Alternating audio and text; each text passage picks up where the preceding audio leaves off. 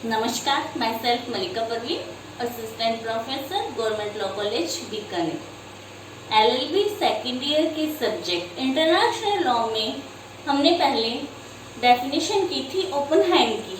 Next जो definitions बची हुई हैं वो आज हम डेफिनेशन करते हैं, डेफिनेशन ऑफ इंटरनेशनल लॉ। ठीक है, स्टार्ट करते हैं।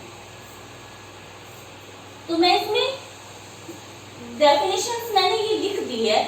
अब इसमें जो कोड वर्ड है या जो मेन वर्ड आपको एग्जाम की दृष्टि से जो याद रखने हैं उस पर मैं निशान लगाती रहूंगी, तो ध्यान से देखना। सारी पूरी की पूरी डेफिनेशन नहीं लिखी है मैंने, मतलब उसके जो कोड वर्ड है वही लिखे हैं। ठीक है, तो JL ब्राइलरी के अनुसार अंतरराष्ट्रीय विधि या राज्यों की या राष्ट्रों की विधि क्या है? ऐसे नियमों का समूह है जो कार्य रूप में आने वाले सिद्धांतों का समूह है। यानी जो मेन वर्ड क्या याद रखना है? ब्राइलरी, कार्य रूप में आने वाले सिद्धांतों का समूह है। ब्राइलरी की डेफिनेशन में अपने को ये याद रखना है, इंटरनेशनल लॉ या राष्ट्रों की विधि क्या है? ऐसे नियमों का समूह है, ऐसे नियमों का समूह है जो कार्य रूप में आने वाले सिद्धांतों का समूह है, जिन्हें सभ्य राष्ट्र पारस्परिक व्यवहार में बंधनकारी मानते हैं। तो पीछे वाली लाइन तो क्या आ गई? ओपनहाइम वाली आ गई कि सभ्य राष्ट्र जिन्हें पारस्परिक व्यवहार में मानने के लिए बाउंड है या बंधनकारी वे नियम है। ठीक है, तो ब्राइलरी में अपने को याद रखना है, कार्य रूप में आने वाले सिद्धांतों का समूह है।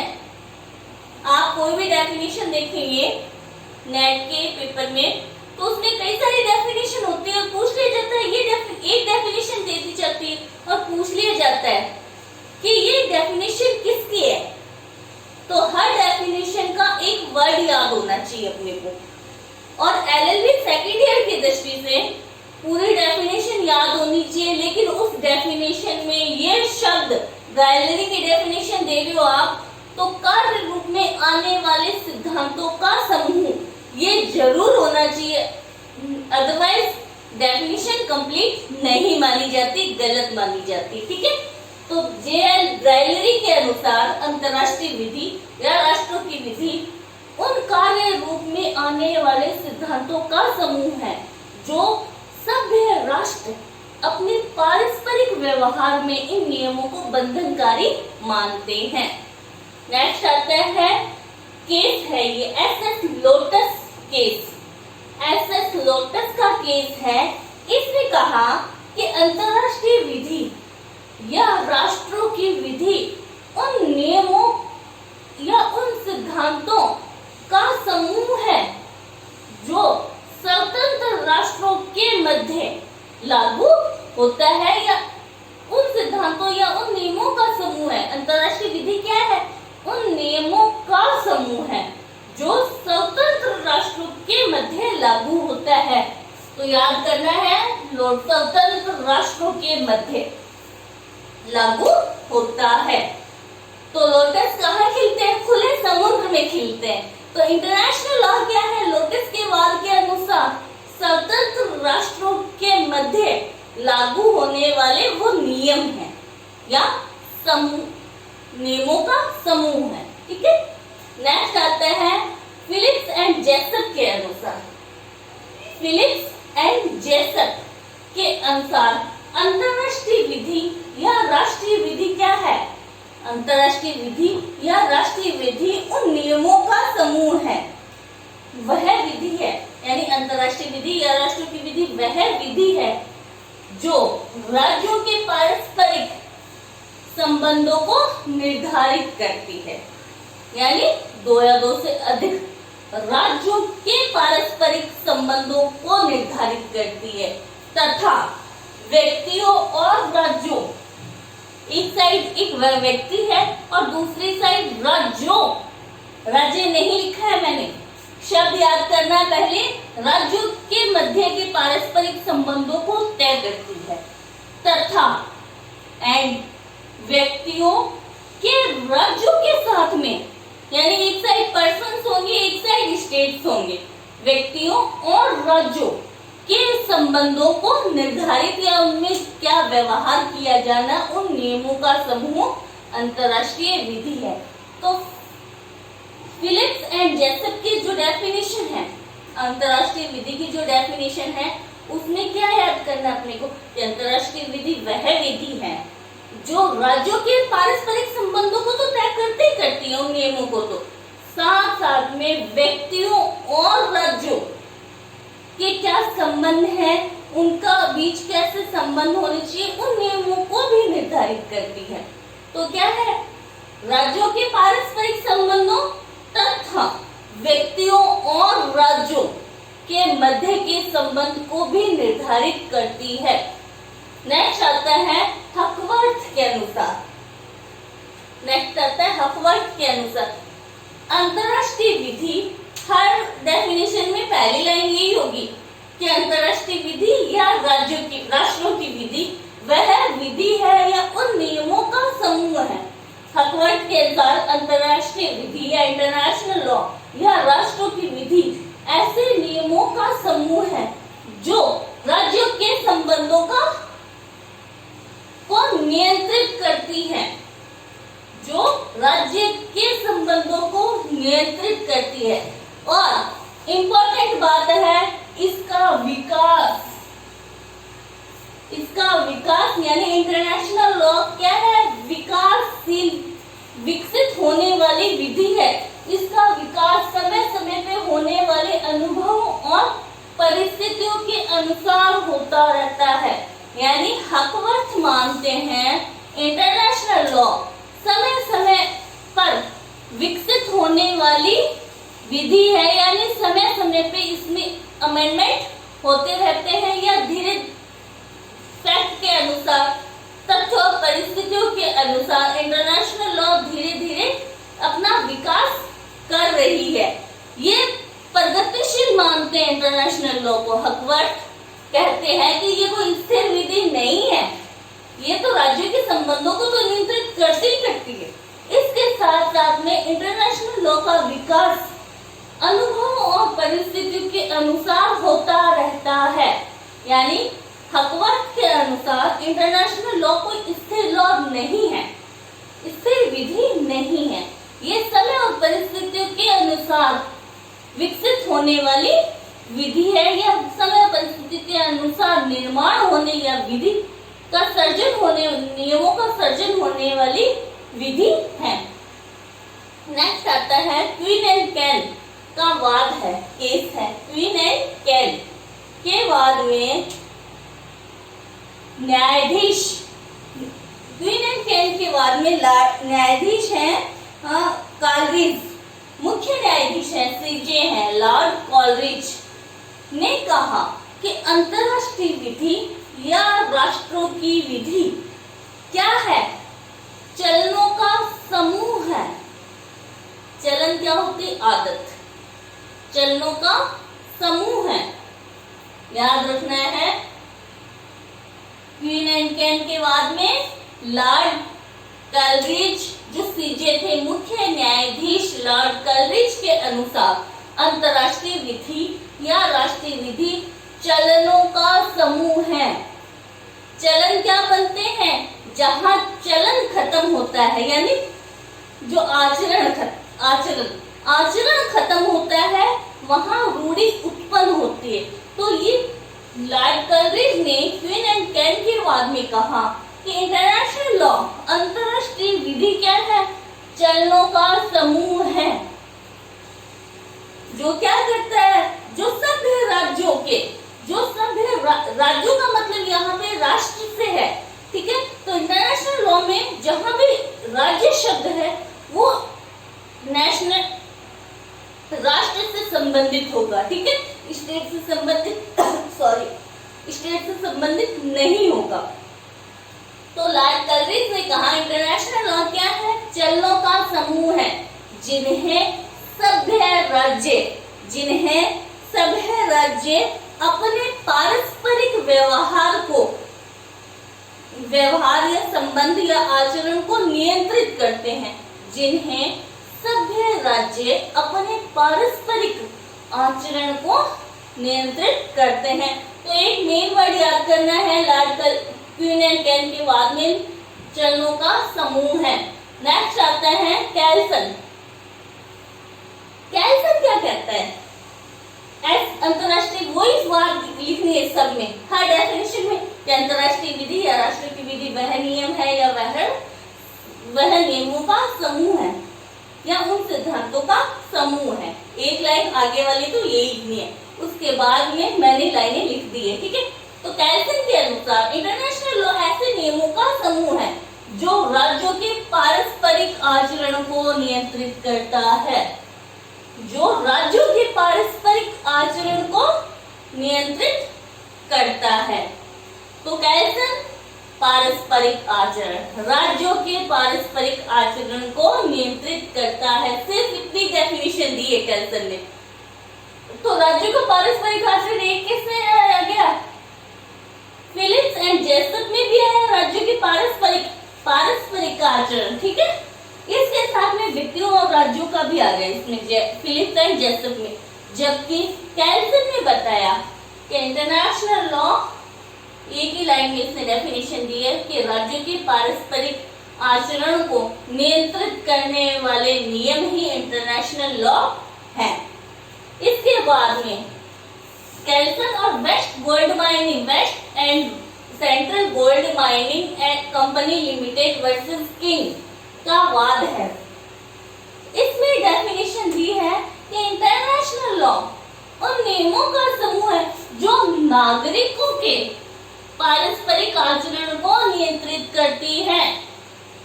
तो मेन अंतर क्या आ गया? कैल्सन में तो राज्यों के पारस्परिक आचरण को नियंत्रित करती है, ठीक है। नियंत्रित शब्द दो डेफिनेशनों में आया है, कैल्सन में आया है और गोल्ड माइनिंग वाले केस लॉ में आया है। तो कैल्सन तो कहता है राज्यों के पारस्परिक आचरण को नियंत्रित करने वाले नियम इंटरनेशनल लॉ, जबकि वेस्ट गोल्ड माइनिंग वाले वाद में कहा इंटरनेशनल लॉ व्यक्तियों के या नागरिकों के पारस्परिक आचरण को नियंत्रित करने वाले नियम हैं। याद रहेगा, ठीक है।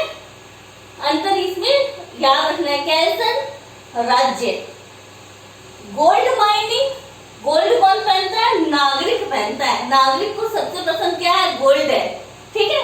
माइनिंग, ठीक है, गोल्ड माइनिंग वाला केस है तो उसमें नागरिकों के पारस्परिक आचरण को नियंत्रित करने वाले नियम इंटरनेशनल लॉ है।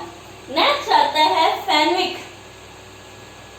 फैनविक के अनुसार इंटरनेशनल लॉ या क्या है? राष्ट्रों की विधि, अंतरराष्ट्रीय विधि या राष्ट्रीय विधि उन नियमों का समूह है, उन सामान्य नियमों, सामान्य सिद्धांतों, यानी क्या सामान्य शब्द नहीं आया? नहीं आया। फैनविक कहता है सामान्य सिद्धांतों का समूह है या स्पेसिफाइड नियमों का समूह है। या तो कहते हो कि सामान्य नियमों या और स्पेसिफाइड नियमों का समूह है जो अंतरराष्ट्रीय समुदाय के सदस्यों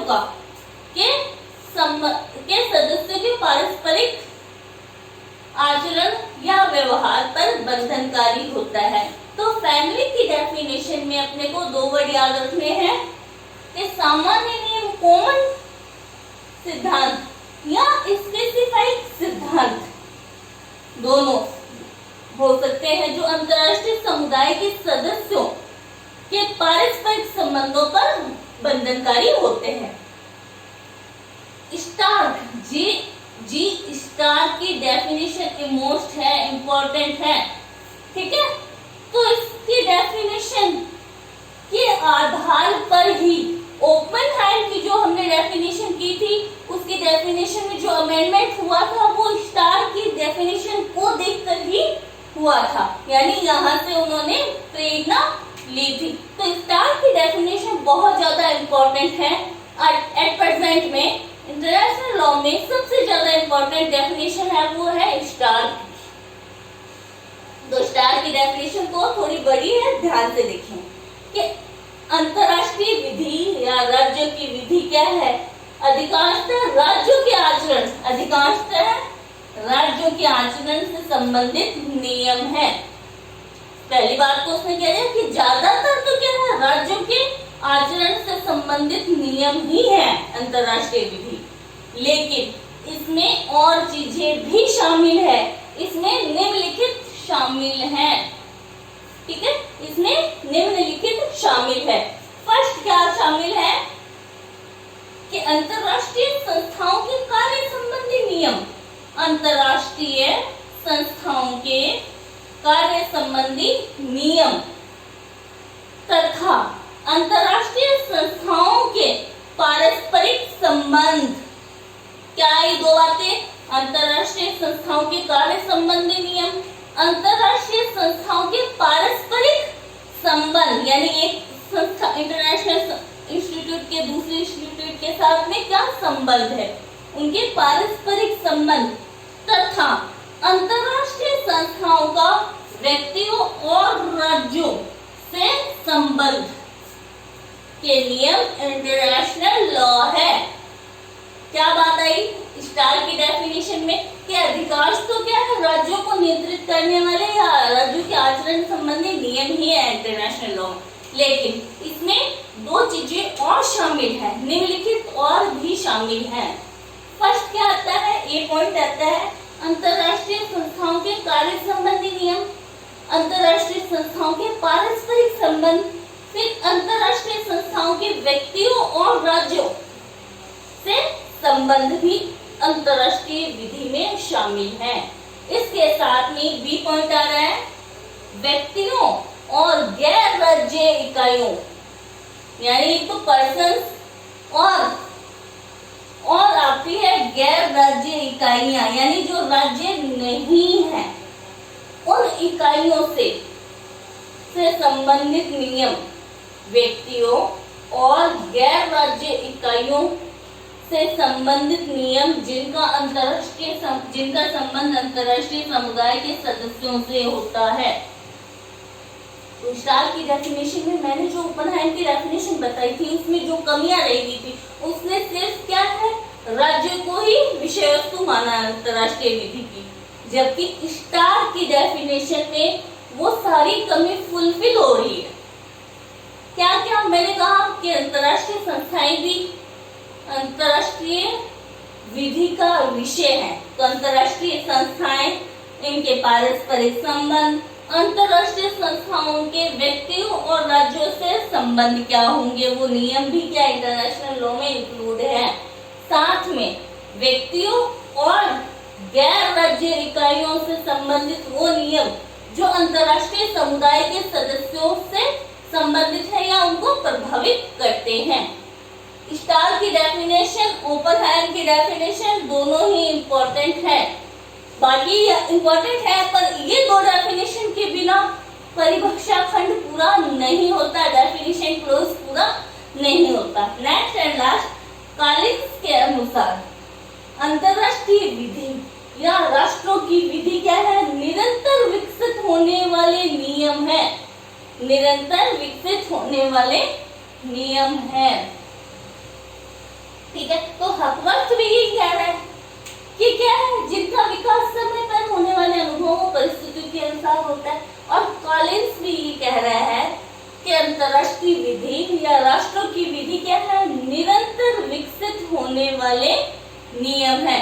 तो कुल मिला के अलग अलग सभी जूरिस्ट ने अलग अलग वार्ड में अलग अलग डेफिनेशन दी, जो सब पूरी कंडीशन फुलफिल करती है, वो है स्टार्क की डेफिनेशन।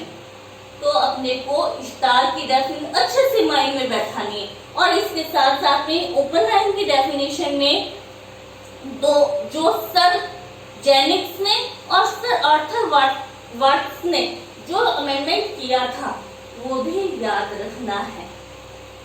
ये सारी डेफिनेशन नेट और एलएलबी सेकेंड ईयर दोनों के लिए मैंने एक साथ में ही आपको सारी बता दी है। आई होप समझ आया होगा। Thank you so much.